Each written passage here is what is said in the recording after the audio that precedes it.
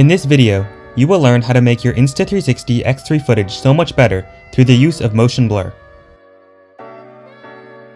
Up until recently, motion blur for 360 content was only available through third-party software and often locked behind a paywall.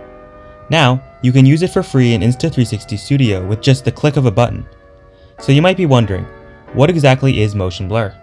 The answer is fairly simple. Fast-moving elements of a video will become blurry streaks of motion. In this example, the different colored specks on the ground become streaks when motion blur is applied. Now this is an advantage for a couple of reasons.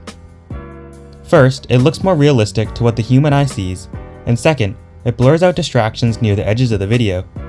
Now, let's learn how to use this feature. Import your desired clip into Insta360 Studio. Then, click this button over here called Motion ND. Once this is turned on, the icon should be yellow. Now you won't see anything at first, but don't worry, the effect is on. You will only notice the motion blur when you start playing your video or quickly pan around the scene, but this won't stop the exported video from having the effect. Start playing your video and you should notice that all the fast-moving elements will be blurred. Additionally, try moving the field of view around very quickly. You should see that the whole video becomes a bit blurry. Now that you know how the motion blur works, let's get into some creative shot ideas that make the most of the motion blur effect. The first shot is the low to the ground shot. This shot is cool as is, but the motion blur feature takes it to a whole new level. To create this shot, mount your camera on the invisible selfie stick and walk or run with your camera very close to the ground. This creates the illusion that the camera is moving super fast. Because there is so much movement in the shot, there is a lot of motion blur and it looks really cool. The fast moving ground turns into blurry streaks and it leads your eye right to the center of the video. Here is the low to the ground shot before and after motion blur is applied.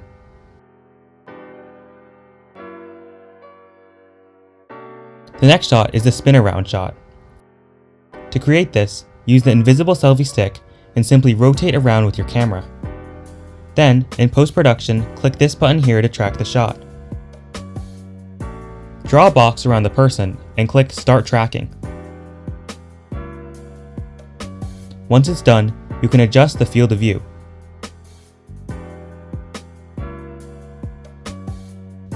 This results in a unique shot where the world is spinning around you.